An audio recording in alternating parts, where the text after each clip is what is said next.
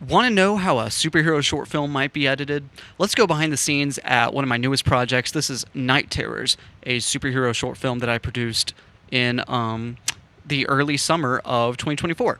I'm really excited about this project. It was a lot of fun to create. And yeah, I guess just like I want to show y'all around the editing timeline, kind of show off, kind of like just what does that actually look like to piece a film like this together? What was hard about it? What was surprisingly easy? Because there's a little bit of both, and this is a big film with a lot of big ideas. There's this whole action scene at the end on the bridge that was really difficult. There was an action scene in the middle that is a chase through the city.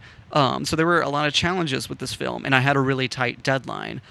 So first, I just want to give y'all the numbers. I want to break down the numbers for y'all. So my deadline was I had a film festival deadline for a submission deadline that I wanted to get in that was May 31st. And I had the script ready probably May 1st, but I didn't start shooting until maybe the teens of May. But most of shooting happened like between May 20th and May 25th. So I had like less than a week to like actually like play with all the footage. And so what that meant was just throughout May, as I was getting all the footage, starting in that like early teens of May, I think, like I was just editing all of the scenes as I went, putting the scenes together, the day of filming, coming back and creating an edit so that like I wouldn't be behind. I couldn't wait until the film was completely shot to edit things. I just had to work with what I had, create rough cuts along the way, and then once I had all the footage, like the last day of shooting, I was just editing that scene, right? I'd already edited the rest of the film. So I was trying to be as efficient as I could, and I was very lucky that I had the time to, but it was a scramble. And I just wanted to give you all that context that this is the product of like not a lot of time to edit. But I'm really proud of this short film. It's one of my favorite short films that I've made. I think it's some of my best work. And so how do you go about in a scramble without a lot of time? Yeah, like there's plenty of compromises made, and I want to walk y'all through some of those compromises. But given those compromises, how was I able to make something that I'm still really proud of? And I think one of the things that helped was just like I've really kind of like figured out my editing process for dialogue, and a lot of dialogue was like relatively easy for this film because of the way it was shot. Pretty much like I shot like like let's use this scene for an example. This scene, I started out filming. This character is named Catherine McMahon in the story, and so I started shooting all of her shots throughout the scene, and then we flip the camera around and shoot all of the footage for the Night Terror. So all of the one actor's lines are all together in the footage, and then the other actor's lines are all together in the footage. And the Night Terror is even easier because I'm not looking for the actual dialogue because his dialogue was ADR'd, which means it was recorded in post.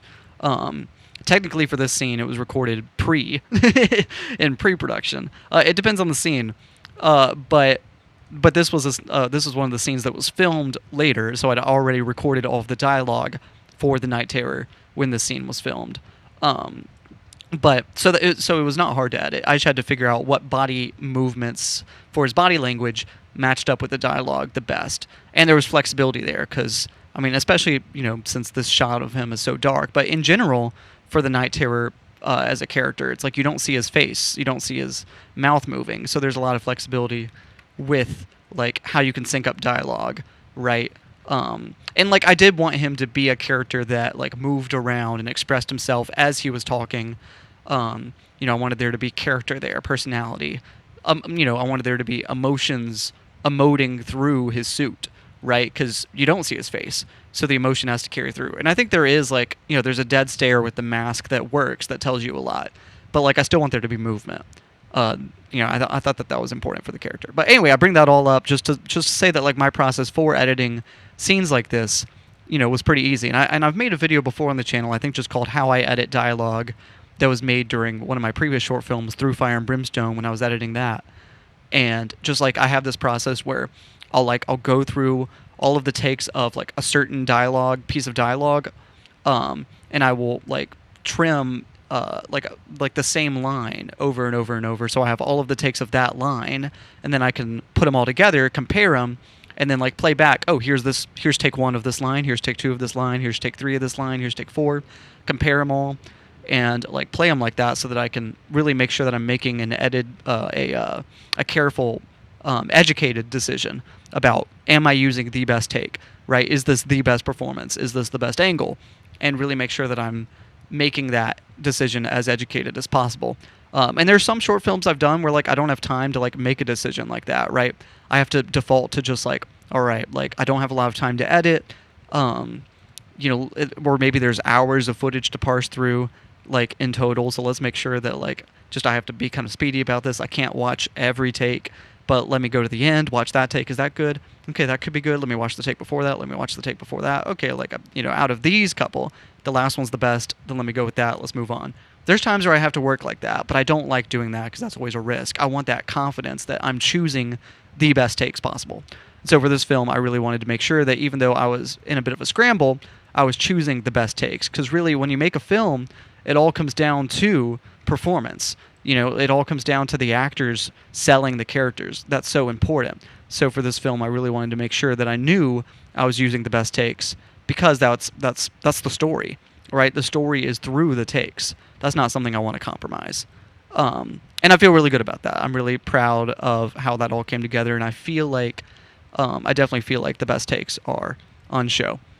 So I feel good about that process. I feel like it's, like I've gotten speedier about it, and it's helpful too, like doing that, like doing editing right after you film, so that there's not time to forget the context of the footage, right? So that like, you already have in your head like, oh, I remember that we shot this, then we shot this, then we shot this. You remember the order in which you film things. You already have in your head. Maybe you've even written down some notes about like which take you remember being the best, and you can remember, like you already just have that in your head, the process of filming. And if you take like too long between filming and editing, or you have a different editor, like there's things that can kind of be lost in that process. So for me, it's definitely easier if I can edit right after I film. Now there's things about that process that make that more difficult because they say a film is written 3 times, right? When you write it, when you film it, and then when you edit it. And the edit can be a place to say like, hey, I know I filmed things a certain way, but in the edit, let me reevaluate things and work with what I think is best. And I think that that's totally that's totally a beneficial mindset, right? To say like, hey, I don't care how filming went in the edit. Let me take the footage. Let me not just trust the filming process. Let me look at the footage as it is, right? Reassess the takes that work best, not just from my memory of what worked best on set, but what works in this edit now. So there's definitely a time and a place for that mindset, and I think that that's helpful to have. But I also think it is helpful, like, to have that, like, all of those memories from set, and to allow that to affect the edit a little bit. And you want to be careful about that because you don't want to include a take just because you're like, oh, I know this took a while to set up, or like, oh, I know it took a while to get this shot, so let's make sure it ends up in the edit. Like no, like you have to like evaluate each take on its own for what serves the story. The story has to come first, and sometimes that means that you can throw in the take that took a while to get. But really, what it's all about is just like what serves the story, what's the best performance, what makes the actor look the best, what makes them resonate the most with the audience, what sells the character the most. That's what's important, of course. It's not about setup time, but anyway. So I guess like a lot of that is like very typical, like talking about dialogue editing.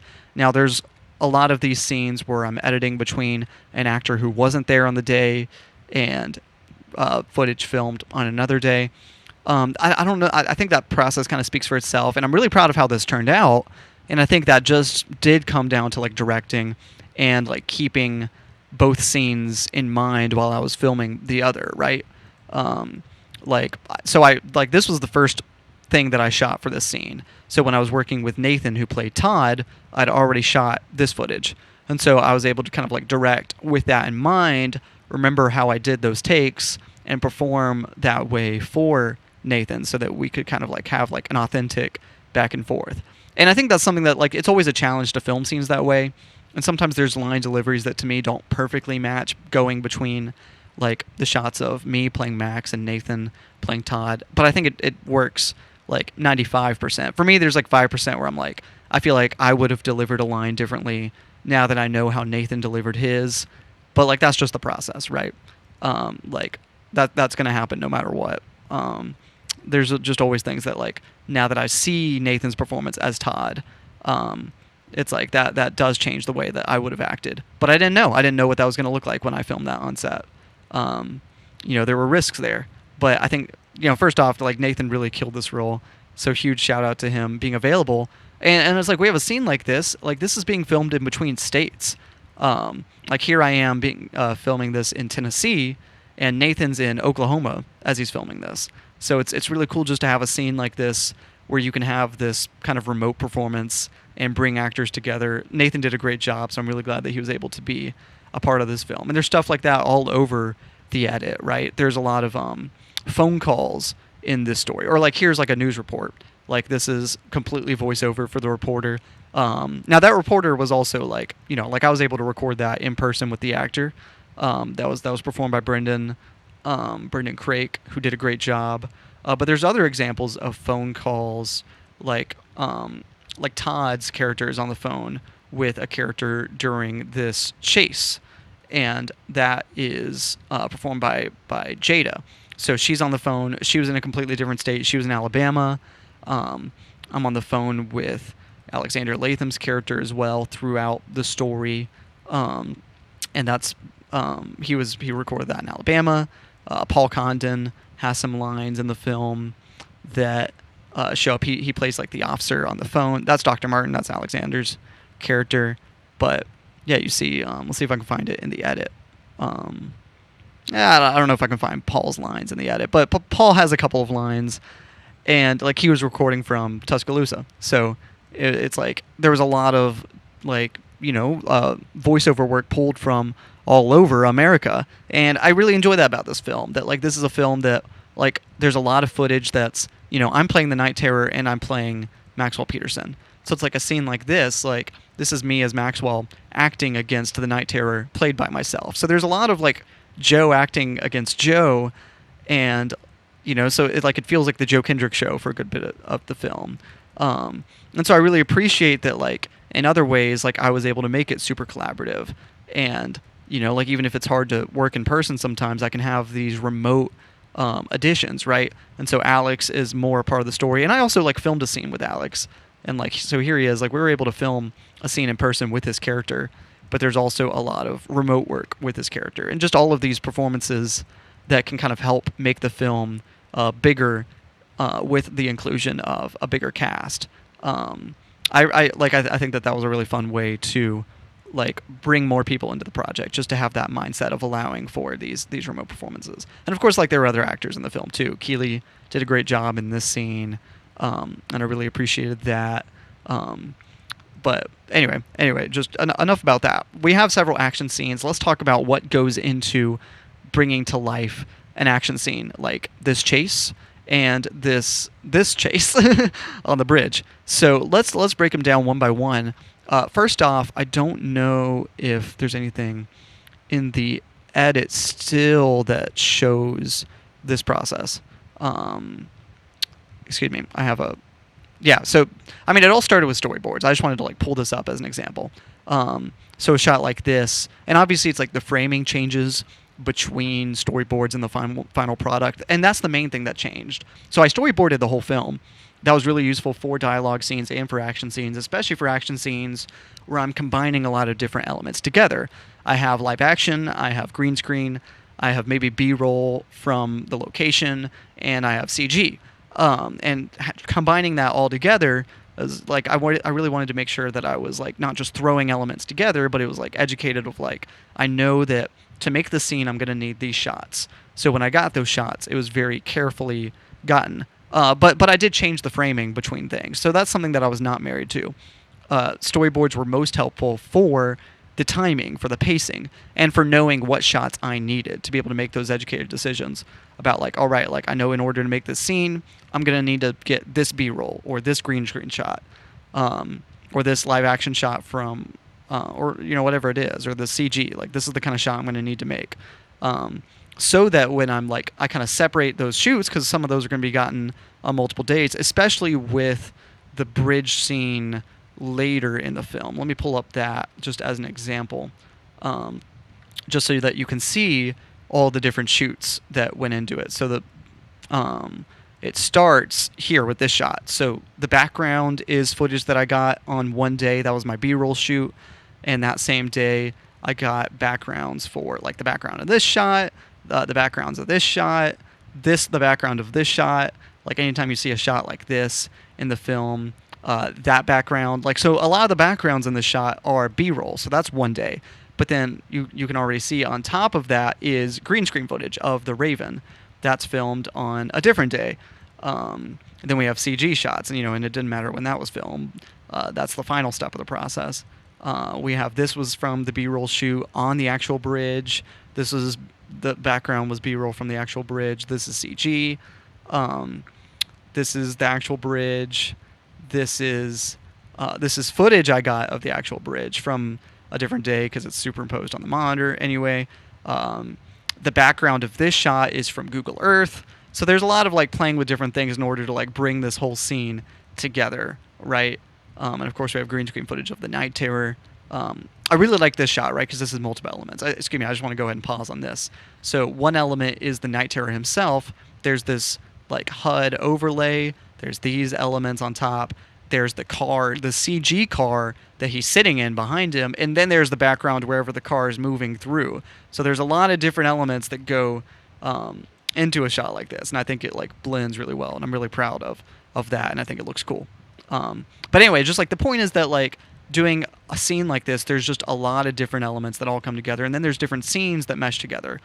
Where you have Max monitoring the situation from the night cave afar, and then we cut back to like the actual bridge, both with CG shots and live action shots from the B-roll, right? Like now, like this is mostly CG, and then we cut to this is live action B-roll again.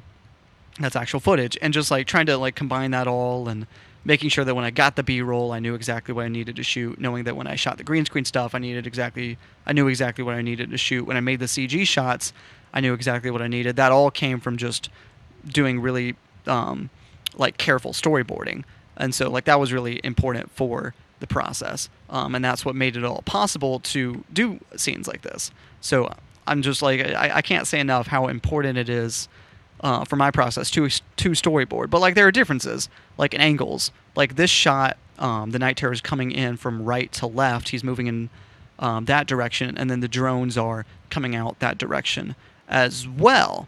But in the storyboards, it's the other way around. Is the Night Terror is coming in from left to right, and then the drones come out that way. And so that's just a decision I made while I was editing, just to kind of reverse the shot, because to me that just like kind of made more sense with the direction of the scene, with meshing it with some of the like this is like Google Earth background and then CG drones on top of that. So I mean there's a lot of different elements that are all being combined for shots like this. This is like a live action B-roll with Google Earth overlaid on top for the drone footage. So there's a lot of stuff like that happening. But anyway, it's just like the point is like for storyboards, it's not important how it's framed. That's true with all the dialogue scenes as well.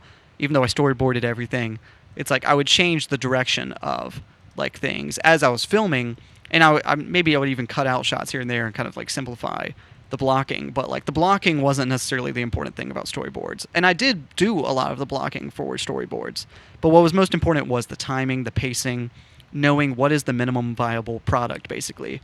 Like if I just filmed these elements, what can I get away with showing in order to tell the story, and just like quantifying like, I know I can make this movie if I get these shots, and I can do these shots this way, right? That's what's important about storyboards, and that's it. So anyway, let's talk about this shot. I just want to bring attention to it, because this is another just like looking at all the elements in this shot, because this is like a visual effect shot.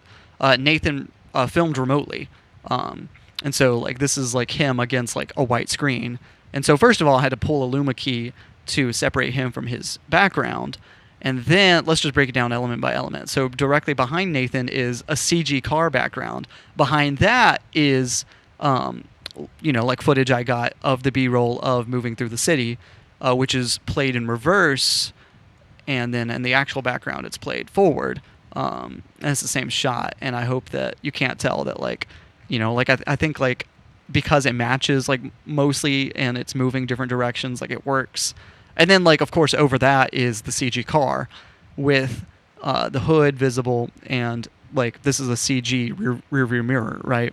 Um, so it's like there's a lot of different elements here at play in order to make this possible.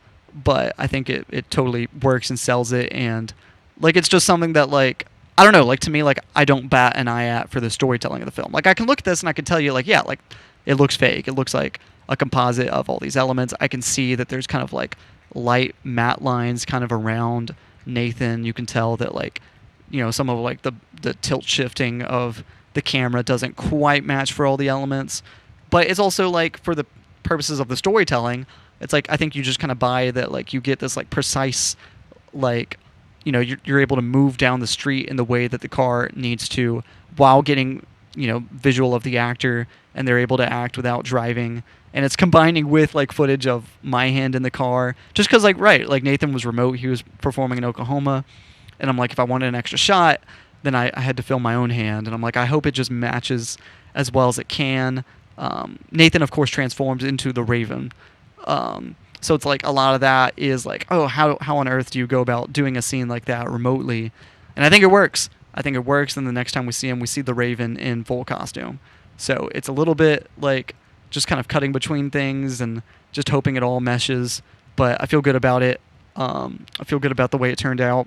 And like this is a shot I'm really proud of because it's something that to me it's like I feel like you can tell that it's a visual effects shot, but to me like in action it tells the story. And that's how I feel about a lot of these shots. There's a lot of shots that like like maybe are a little bit janky, a little bit like CG video gamey looking, but then there's shots that I'm like I think work. Like I'm really happy with like this shot of the drones coming out. I'm really happy with like this shot of the Night Terror approaching in the mirror. I really like this frame within a frame. That's what I think helps this shot too. You can see too, just going between these shots, like they have the exact same background, and you're like, well, the angle should probably be a little different between them. And I think just like in the moment, you don't buy it or you don't question it, you buy it. I think it just helps to have real footage. That was a big thing. Like I try to make clear for this film that separates it from some other projects that I've done, right? Like the Night Terror has a practical suit. This is like using like I did a chase scene for Through Fire and Brimstone, and that had like a CG city, and I'm like the CG city just didn't look right. It's okay if the cars are CG, but I think the city needed to be real. That made a difference.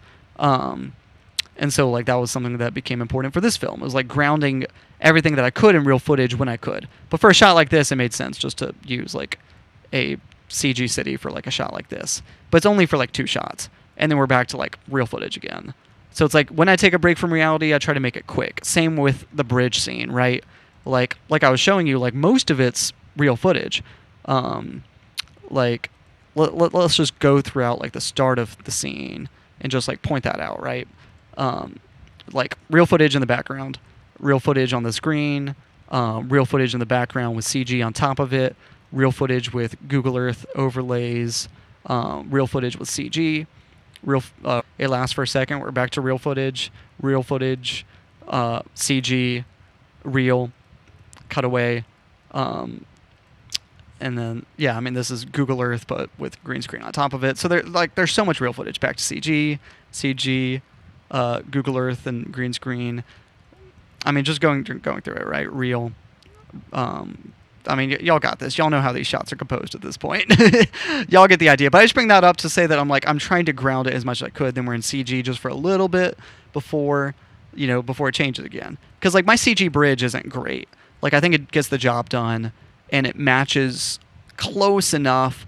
Like the colors like aren't quite there. Like the bridge is a little more white, and like I struggled trying to get it to have that like it has like a metallic texture to it. Like that the beams have, but like it's also like it reflects a lot of the sunlight and it's more white. And so I think like it was a struggle to try to get that material right. And this was a rush job. Like I made this like bridge like just in a couple of hours and was trying to get shots rendered that day. Like I didn't have a whole day to spend on trying to model the bridge and get it right. I was like, I just need to like make this shot happen. And so I'm proud of that, like for what it is. And like it's simple, and like these fences are like very simple geometrically and don't perfectly mesh with the bridge. I think what was more important was like the overall shape of the bridge and the supports and beams, and trying to feel like that matches just a little bit more. It's not a perfect match, but it's close enough for me to feel comfortable with like cutting between them, and like I'm okay with that. And I think like the color grading, like I try to match things in there too, just to get like a similar sense of space. And I think like you can tell while watching, like you're like, all right, like I know when this is a CG shot and I know when this is real. Like I think you can tell, but it's just like I try not to live in CG land too long. I think it's helpful that like I was like the CG was made after filming, of course, so that I can match. Let's see where that shot is. There's like a live action shot from B-roll that I got of a helicopter flying here. And so it's like that was something I was just like lucky enough to capture while we were on the bridge shooting B-roll. And so it's like for all of the CG shots of the bridge, I tried to also put the helicopter in the background there too, just to kind of help sell some sense of like there's carryover in between like the live action and the CG. So, and that was just like lucky. I was just like lucky that there was a helicopter there. But then it's like I put one like in all of the shots, right? And like that just kind of helped, I think, sell the bringing it all together, right? I think there's another helicopter B-roll here at the end of the scene. Yeah. So it's just like a way of just like making the scene all mesh together. And this was just a complete accident. This was a shot I just got that I was like, oh, this will be nice if I can get it, and I got it. And then it's like it's just like added a detail to the rest of the scene. But anyway, let's talk about sound design. I think that's the main thing to talk about next. I think like visually, like I think a lot of this film, like I mean, there's a lot of tricks here and there, and a lot of shots that I'm proud of, and I could point those out, all of those out, and how I make different elements. But I think I've said what I need to about the cutting and the visuals. Locations, I guess, just like a short note about that. Like obviously, like this is me against a white screen, right, and just kind of like trying to push the contrast a little more. And I think there's no denying that. And I'm trying to play it as if it's like a dream-like hospital scene, and I think it works for the purposes of the story. But it is just, to me, like that's as silly as it gets location-wise. But most of these locations, I'm able to play with them and show them off as they are, and that's something that I really like whenever I can do that. Like same with all the like B-roll of the bridge. It's like I'm showing that as it is. These ruins, I'm showing them as they are.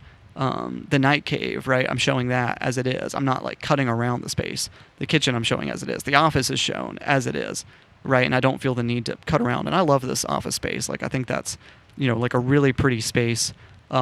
This city is basically real. It's just like a CG helicopter and the CG Max Tech logo on top of the bridge or on top of the building. But like the office space is real. That's all real footage. I really like how it looks in this shot. Like I love this space. So it's just, like I didn't want to like cut away and film in corners, and I've done films where I've done that kind of thing. And I'm like, I want to be able to show the whole room as it is because it's like it suits the story. And so I think this film does a good job about that. Like I'm not trying to hide away from anything. So I just want to like say that. And of course there's augmentations. Like let's look at this is like a CG shot for like these photos as it cuts away to that, right? As if they're like tacked to the wall behind him. That's kind of what I'm trying to imply. But let's look at this shot because this is the main like there are like a couple of matte paintings throughout the film. Before we talk about sound design, let's talk about the matte paintings. This is a full CG shot of the car with dents in it, and then it shows the car outside of the window here. And that's just like pulling a Luma key from the window. This was filmed at night, so I had a totally black like window there with like reflections on top of it. So I was able to like basically use a Luma key to pull the real reflections and keep those with the CG car behind the window. So that's a shot that I'm really proud of because it's hard to like, how do you green screen reflections, right? And it helps just that just like there wasn't a green screen. This was just a completely background, I think is what I said.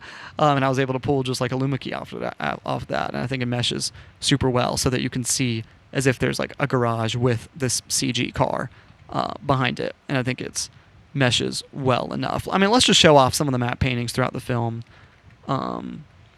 Like where I'm like, coloring on top of real footage, right? Like I said, like the Max Tech building shots, that's a real city shot with just like the letters, and they're 3D letters superimposed on top of it, and the helicopter flying into shot. And of course, like, I mean, like I guess would you call these matte paintings, but like this is like superimposing screens onto like screens in the real footage. Like that's all over the film. This is another like CG shot of the building. Really happy with that. And then beyond that, yeah, like it's mainly MaxTech, where the MaxTech headquarters where we see those matte paintings. Let's pull up the one. Let's see if I can find it. Going into scene 6. Here we go. I really like this one as well because this is a totally different building. Because I have like the building that's used for the wide shot of the headquarters, and then this is a totally different building used for the base. So I think you can tell while watching, but I think like you just kind of buy into the illusion. So like let's break down what's real. Most of this shot is totally real, except for these are fake letters superimposed onto the building, like with this kind of like cuboid, like beveled cube, like behind the letters, and I think it like matches well enough, like with the color that you shouldn't question it too much, but I think you can tell. And then like this, like kind of like the windows going upwards vertically, right? Like those are CG and imposed onto the frame, and that's it. Like that's it. The rest of this is a real building. So, and I like that. I like that the base is totally real. So I think it helps just to kind of like, I don't know, like just to have that difference. This was more ornate. It kind of felt like a big like there's columns and steps leading up to the headquarters. So it's like I wanted this building to be like the base of MaxTech. So I thought that meshed really well. And like combining that with the skyscraper shots where there was a real skyscraper. Let's see, do I use that in this scene again just for comparisons? And like it doesn't totally match because like this has like just like the way that like going between like the concrete and the glass, like I think like the base of it just went complete glass, and this just like like it takes a second, like it just like the design of the building is just a little bit different, but like I think it works and I like it. And that's just something where it's like if I had a little more time I would have modeled a base that like matched this a little bit more, but like I'm fine with it. Like this was like I said before, like this was all done pretty quickly. There's shots that like I just couldn't spend a lot of time on. Here we're back to like the base, and now there's a CG car too. So there's just I don't know, like there's a lot of shots with like a lot of different elements, and I had just a lot of fun putting it all together. But anyway, let's talk about the sound design, because this is something that's relatively simple for a film like this. Excuse me. Let's zoom in here. So let's just break down because it's only 9 audio tracks. Compared to other films I've done, that's not bad. That's not too many. And like there's scenes where I use a lot, but most of the scenes are only using like 4 or so tracks at a time. So let's just break it down. So first off, we have this stereo track where I'm either using, if there's footage directly from the camera, which I don't think any really lasts in the film, or like here, right? Like you can see like there's a little bit of like footage directly from the camera. You can see that the names match. Usually, of course, like I record audio completely separately. Like here, like you can see audio from the Zoom recorder, and then like that has a totally different naming convention. Audio is recorded separately. The Night Terrors lines are recorded separately. So you can see that those are the audio tracks there. On top of that, we have like room tones, and I usually, this is how I usually do it. Like I'll pull room tones from like a sample pack so that I can get something more specific. Like I can record room tones on the day, but I like being able to pull from a pack just to like give myself the time to say like, oh well, like depending on like the weather or the wind or the just like some of the subtle noises like in the background, like this scene has hospital interior room tone. There's just a little bit of like light machinery like in the background, as if like people are like typing away, or like even using like, it sounds like typewriters.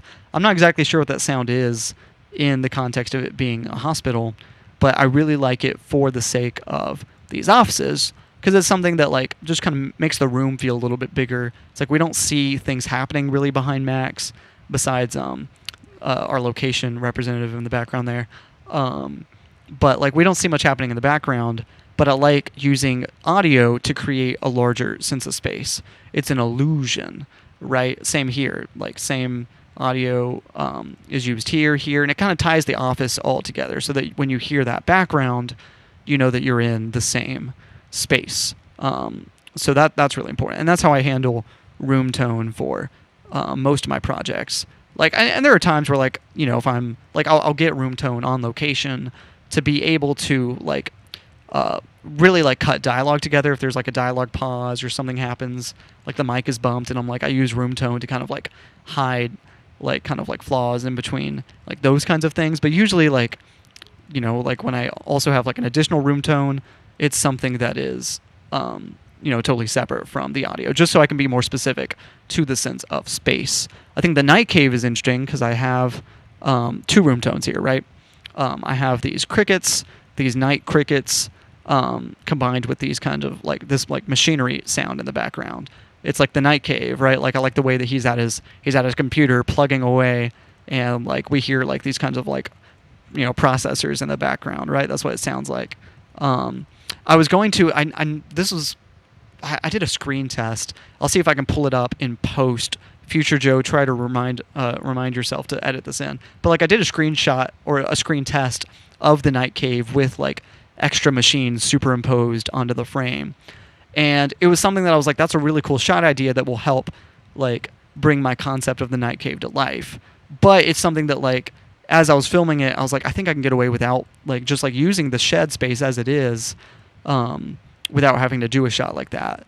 You know, it would have taken extra time in the edit. I just kind of made a decision as I was filming too. I'm like, I'm just going to keep it a little closer in shot. I'm not going to do that wide shot just because it's something that I'm like, I just think in practice I don't need to, even though it's cool. It's just something that I'm like, I don't think like, I don't want to give myself an extra effect shot if I don't feel like I need it. But anyway, it's like, that's like, I'm also using sound to kind of like help develop that sense of space. And I think the shed still works as is. And I think if you don't know about that screen test, you won't miss the extra devices in the background. I like the idea of like the server racks. But let's talk about sound design here too. This is a shot. This is one of my favorite shots of the film. Like I press the like shower button, and then I squat. And what I'm trying to imply, of course, is that to get to the night terror's secret lair, you have to go through his secret entrance, which is of course an elevator disguised as a shower stall. And it's like, it's just total like miming, right? It's like, and I think like every audience member knows exactly what's happening here, but it works for the story. And like, I love this shot of just like, you know, when you hear that and you hear like a digital button press, and then you hear the elevator movement, like, I don't think you care that I'm just like squatting, right? Like, I think it sells that like, oh, we understand that that's an elevator going underground, and that's filmmaking, baby. That's movie magic. And this is like an actual elevator sound that I recorded. Like obviously I said that like this sounds great. This is SFX Cellar. These are sample packs. But you know, like I'm also using like sounds that I'm actually recording fully for. So this is an actual elevator sound, I think recorded from a hotel nearby that I did delivery to. But there's a mix of that, right? Like a lot of sound effects are from a pack. We go into the chase scene, and these cars, like all the car samples are like from packs. Like I don't think there's maybe a couple of pass-bys. I wonder if I can find one, because I know that eventually there's a pass-by sound effect, or like a car pass-by that I know I recorded, but I don't know exactly where that is in the edit. I don't remember where I used it. Peanut shells, I recorded that sound effect. This is just a fun little thing like to imply transformation. Like I wanted to like kind of, you know, you to hear that his body is changing. And this is kind of like an effect used all throughout like werewolf movies, like using some kind of like crushing fruit, right? Or like peanut shells or something to like imply the sound of transformation. I think that's in like Thriller and American Werewolf in London. And I've used it before in like The Raven of Telltale. That's where the Raven costume originally came from. It was like it was used in this film out of convenience, but it was also like I really enjoyed bringing that character to life in The Raven of Telltale.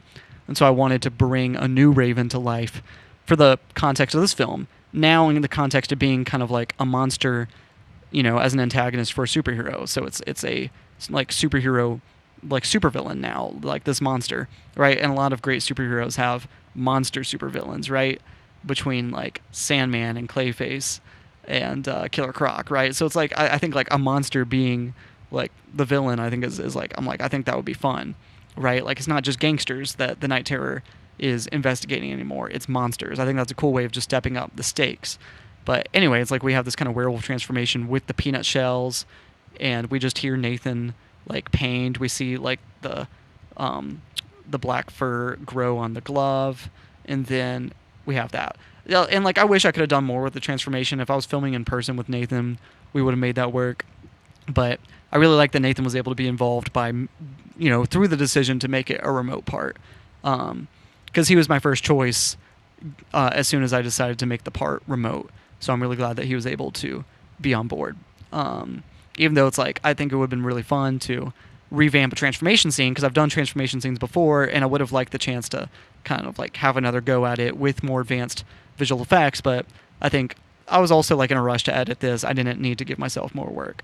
So I mean, you can see that theme throughout a couple of these shots. But yeah, I mean, just as far as that goes, the sound design's like pretty simple, right? Like, I mean, it's just it's as simple as it gets: dialogue, room tone, music, easy, and a couple of extra sound effects as needed. It's not like 5 layers of car sound effects, right? Like it's just a couple of things. I really wanted to be specific because you can do that with audio and you can really layer a lot on. But here I was like, I want to like make sure that like whatever you hear is what you're supposed to hear. There's focus in how it's used, right? So it's like I don't feel the need to like stack layer upon layer upon layer. I also don't have the time to like, source all of those sound effects, find them, and figure that out. I just have time to like, create the bare essentials. Like this was a pretty quick audio mix. Like I might have spent like a couple of hours doing sound and that's it. If that, it might have taken like 1 hour to do all the sound effects. Like it was pretty easy. And I'm glad that it was. And I think like this film was designed with challenges in mind. But there's also things that like in practice, like weren't that bad. The major challenge was just this bridge scene. And I knew that would be tough. But it's something that like because of storyboards, because of everything I talked about with the visuals, like it came together not that bad. Oh yeah, this car passed by, I think that was something I recorded myself. So there's a little bit of my own Foley in here. Bathroom door creaks. Whenever the bridge shakes, it's just door creaks, and I think you can tell. But I really like that. That's all over the creaking bridge, right? It's just these door creaks. The Raven sound, while I'm talking about sound, let me bring attention to that because we hear this. This is a fox. I'm pretty sure this was a fox. When the Raven caws, that is just like an animal sound. That this was something I recorded in my backyard. Totally freaked me out. I had no idea what animal it was because it's like this scream, right? And it really freaked me out. And I was like, this is haunting. And like I could have like played with it and like edited a little more, added like growls and other animals. And pitch shifted it. Like I could have done all that, but I'm like, this sound is like scary enough on its own. I'm just gonna play it as it is, directly recorded from a voice memo on my phone in the backyard, because I think that that's still scary enough. So to me, like I think it works. I think if you're not familiar with animal sounds, you're not gonna recognize it, and if you do recognize it, then there you go. That's a little Easter egg for you. The sound of the Raven is a fox.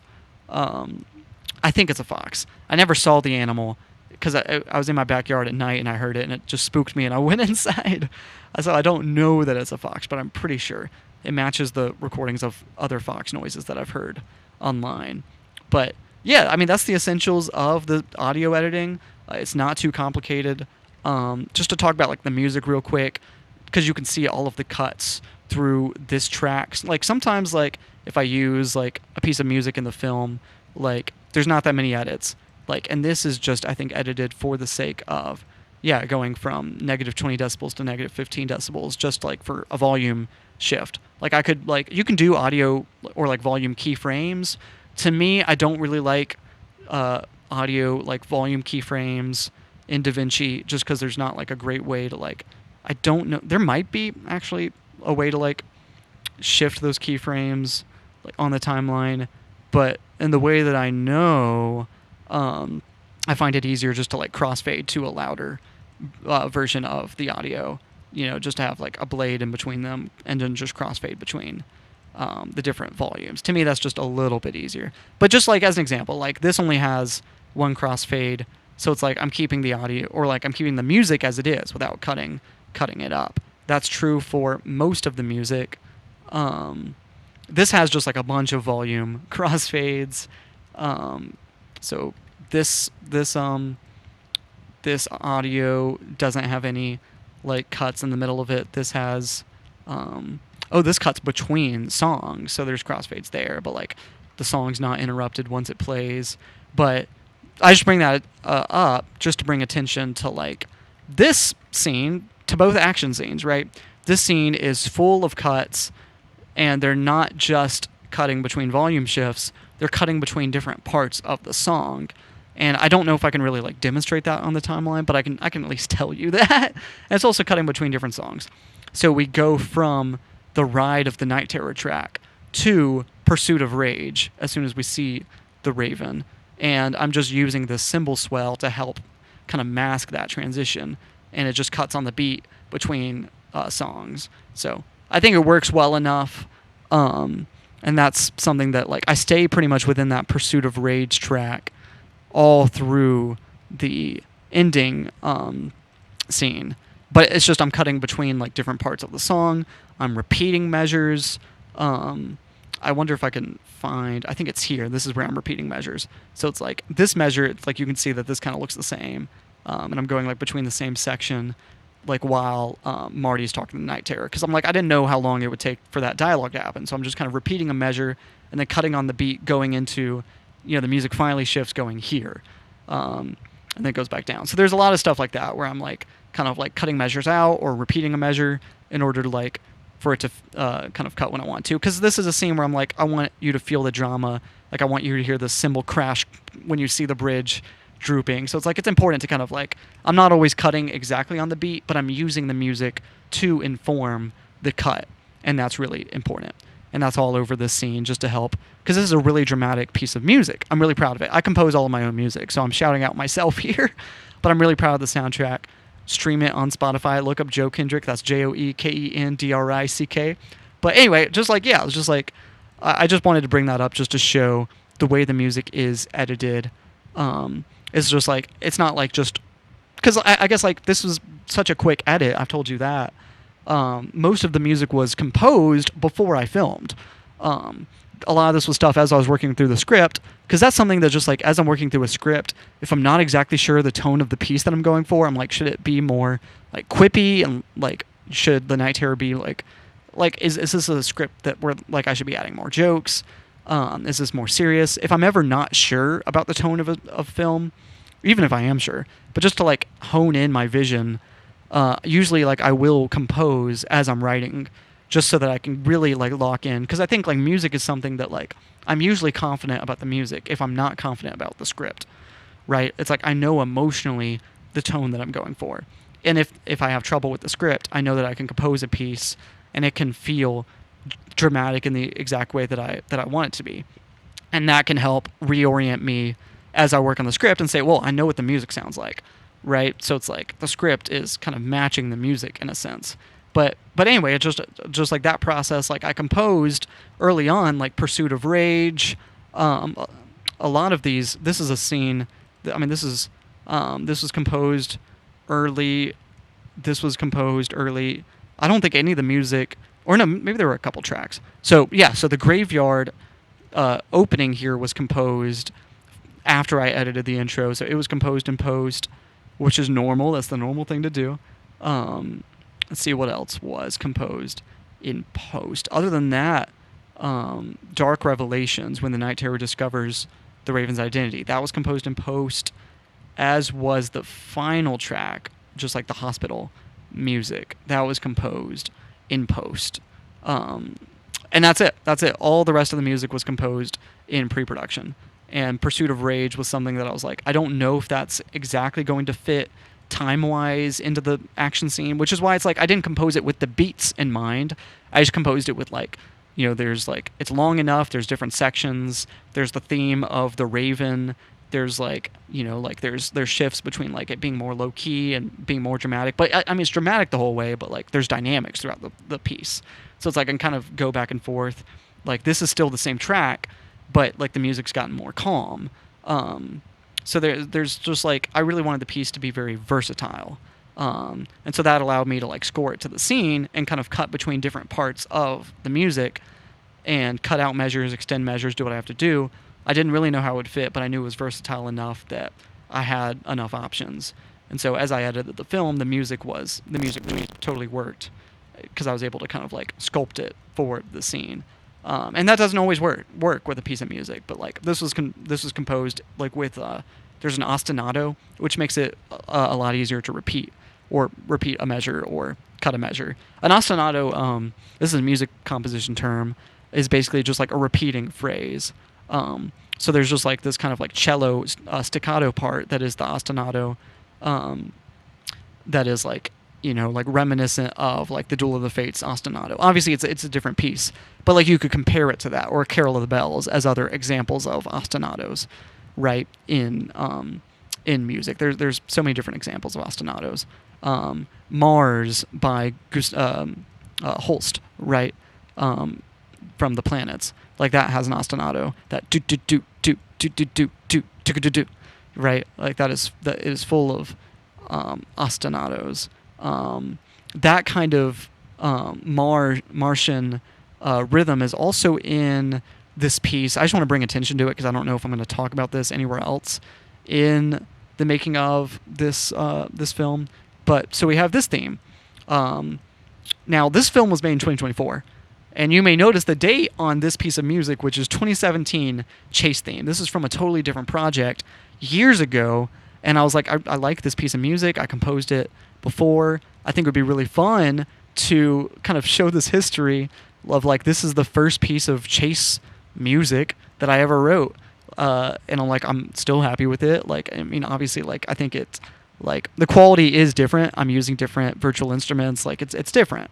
But I like that I'm able to like kind of cut between it and kind of have this like history of like one of the earliest pieces of film scoring I ever did, compared to like the newest, right? My newest tracks alongside it, and just bringing that into this film I just thought would be fun. I'm like, I still have this piece of music. I think it still works. I don't think anyone's going to recognize it. But it was from a project that I worked on with Nathan Perkins, who played Todd in the film, where we were doing an anti-piracy like PSA for a contest, I believe. This is Nathan, who plays Todd in the film, and we worked on that together, and we just created this car chase scene. So I just thought it would be really fun to bring that into this film, because I guess that's the thing. It's like I don't like being super self-referential, because I don't think that's, or I don't want to draw attention to that. But it is something that I'm like, I have this wide library of things I've created. I think it's okay to pull from that. This is my portfolio. Like the Raven existed for another project, and now I'm bringing him into this project. And the music, like there's music from the Raven that now exists into that soundtrack. And I might do a different video for the behind the scenes, just breaking down the soundtracks. But I think that is a separate process. But anyway, it's just like I have a huge portfolio. I don't want to like draw attention and say like, hey, in order to watch this film, you have to have watched all of my other projects or appreciate it. Like, no, like it's not about that. It's just something that's like, it's an Easter egg for people to recognize it. And for me, it's something that like I had some of these pieces in my back pocket. And if it makes more sense to, bring out the Raven again, bring out this music again, whether it's this music or like, there's like references to the original soundtrack for The Raven of Telltale in Pursuit of Rage, in Heart of the Raven. I think that's the other track that uses it, right? It's like, this is music I've already composed that is reinterpreted for this film. Like the melodies are already composed. I'm just like creating a new piece for them. But anyway, just I bring that all up just to say it's like, yeah, like I think it's okay to say like I'm pulling from my catalog. I don't want it to be something that like makes it required viewing, because I don't want to ask you to watch like my high school film projects necessarily. Even if I'm still proud of them for what they are, they don't hold up as well as I think like this film is. Like I'm really proud of how this film turned out, and so it's like this is the important thing to watch. And you can go back and watch my old projects, like feel free, but just like that's a caveat, right? I'm not asking you to. It's just for Easter eggs, and it might help you appreciate my work as a whole if you do, but it's not necessary.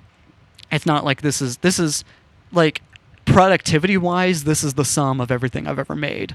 But like continuity wise, not necessarily, right? Like it's not for the sake of the story that you should watch everything. This story is meant to stand on its own, and I think it absolutely does. And even if there's ideas that are pulled from other films, I think this film totally stands on its own, and I'm really proud of that. But anyway, I think I've walked through about everything I need to. I could keep talking about this film and the way it was made and everything that I'm really appreciative of, and I could break down what it was like to film on set, and I could tell you stories of how I got these Dollar Tree AA batteries for the Zoom recorder for this scene, and they absolutely did not last like minutes. I don't know what it was about these cheap batteries. They just did not hold much of a charge. So for this whole scene in the ruins, we were fighting this ticking timer of I had enough batteries to like have several changes, but the batteries like ran out of juice like in minutes, or it felt like minutes. I mean, we had like maybe 2 hours to like film this scene between like when we got there and when we shot the B-roll as well. Like that took a little bit of time to get the shots we wanted. Not too much time, but so it's like, I mean, we weren't rushed, but I felt like we had this ticking timer of the AA batteries. Like I could tell you about that. I could tell you about any other challenge within this film in making it, but it's something that like this is a film that I think like you don't notice those challenges when you watch it. To me, like I'm proud of that. Like where there's like CG that like I was rushed to complete, and I'm like I just had a couple hours to see, can I get this shot done? Let's find out. Is it going to be perfect? No, but I think it'll be good enough to tell the story, and I can move on. Right? I could tell you about the deleted scene from the end of the scene that you can watch in on my behind the scenes channel as well. I could tell you all these stories about different challenges, and this is a film that had challenges, no more than normal. Every film has challenges like that. Whether it's batteries that are about to run out, or a deadline, or whatever it is. There's always going to be challenges. I could tell you about how the Night Terror character was only ever shot from the waist up because the suit like didn't have unique pants. I just wore like black jeans, but like it wasn't like like you have these like motorcycle armor like pads and the helmet, and like there was nothing downstairs that matched. Like it was just like I was wearing shorts for some of these scenes. Like whenever I do like the green screen footage of him in the car, I'm wearing like gym shorts for the Night Terror, and you just don't see that. So like there's all kinds of just little things where I'm like I'm making do with what I have. These photographs, they were done kind of last minute, and like they're CG, right? Like we're cutting, which I think is really cool. Like these are, this is a CG shot featuring quote unquote photographs, but like what I'm trying to show here, and like, this is a quick kind of moment, but like we have the cops arrive on the scene, a thug is shooting at cops. We're told that through the voiceover. We see this motion blur and light shot, and then like we see the cars are like pushed away, right? Like, and the idea is that like there's like an explosion, right? If we zoom in, I think you can see that like they're at, it's actually kind of out of focus here. I wonder, can you tell at this shot? But like there's like dynamite, right? Like this guy shooting at cops is like has like explosives rigged. So it's like, when he's talking about like his partner dying, this other cop, we can see two cars. It's like it's an explosion, right? And I'm like, I wish I could have sold this explosion better. It's just light and motion blur. And I think that's good enough, but I'm like, there should be smoke, right? Like there should be like other debris. To me, like that's just something that I'm like, in theory, that shot works for what I'm trying to show, but it's not quite enough. Like there should be smoke in that shot as well. I wonder do we get a better look at here? Like here's like him with like TNT and dynamite, and like here's a mistake too. Like there's an issue with the visibility of these crates, right? Like this crate should be behind this crate, but it's like stacked on top of it. Like there's weird opacity situation going on there. And it's like, I think this works well enough, but this is like the CG digidouble for the Raven with Nathan's face just pasted on top of it. And I think just like in motion, I don't think you really care about any of that stuff, any of those things that I'm like, am I making compromises to get the shot done? You know, am I? And there's shots that I cut, and I already told you a couple of those. So this film is all full of all kinds of stuff like that. But it's like I think the story works. I'm really proud of the shots that are in the film, and I'm really happy with this film, and I'm really proud of it, and I'm excited to share it with people. And like, because I guess that's the thing is every film has compromises. When I made projects during the pandemic, and that was like a special kind of compromise, and I really felt it then. I was like, oh, like I feel like I should almost put a disclaimer of like this was filmed in, you know, the summer of 2020. That changes the resources we have, the people we can film with, all these kinds of things. This affects things. And this is a film that is not compromised as much as that. So it's like, I've been through worse. But I want to point all that out just to show that like every film has challenges. Even like my best projects. The best that you can do is just hope that they're small challenges, right? The challenge of like, you know, like Nathan playing Todd here, I didn't want this to be a remote part. I wanted to film in person. And I had locked in most of the casting, right? I had Catherine McMahon. I had Dr. Martin here, right? I knew that I was going to be able to play Maxwell Peterson. I was hoping that I would have someone else be able to play the Night Terror, but I was like, I know that I can play that part as well and act against myself, and it'll be fine. But like for Todd's character, I wanted that to be another in-person role, but I just had trouble casting it. Everyone else was locked in, but I had trouble casting Todd. So I was like, I'm just going to make it remote just so I can make this film, get it done. And if I make it remote, I can get Nathan on board. And I trust him, and I know that he'll do a good job. So it's something that, like, was it a compromise to make this a remote scene? Yes, but it allowed me to get a performance that, like, I'm really happy with. I love working with Nathan. I think he did a great job. I was glad to be able to get him on board the project. So was it a compromise then? Like, not really, because it allowed me to get an actor that I was really proud of his performance, really glad to work with, and I think made the film better. So it's like, you know, compromises can go both ways. Sometimes they force you to make a better project. But anyway, I bring that all up just to say that like your film will be judged based on what it is, and there will always be compromises. And there's a point where like you just have to put your best foot forward and say like, hey, this is what it is, and I'm proud of it for what it is. And I'm not saying that like I'm not proud of this, or that there's like the compromises upset me in any way. I'm just saying that like, you know, like people are going to see you for how you handle compromises. Like that's how you're going to be judged. That's how people will see your work, is in the context of how you handle challenges, how you handle compromise. And that's okay. And you don't have to be like, you don't have to apologize and say, well, that wasn't the original intent. You can tell those stories. And here I am sharing with you some of those stories here. But it's something that I'm like, I'm still super proud of this film. I'm still so excited to show it off. And this is one of my favorite projects I've ever made. So just, if you haven't watched it yet, I don't know why you would watch this video if you haven't watched it, but go watch Night Terrors on my main channel. Link in the description. I love this film. I'm so excited to share it with people. And I'm excited to make more films in the future. So subscribe to this channel for more behind-the-scenes content. Thank you all so much for listening to me ramble for over an hour about this project. There was so much that I wanted to share with you, and there's so much more that I could talk about. But I think I've given you just a little more context for the project and how it was made, and I think that's good enough for me. So without further ado, thank you all so much for watching. If you want to be able to support me as a creator, become a member on Patreon. I have to say that. But anyway, thank you all so much for watching. Without further ado, I'll let you go.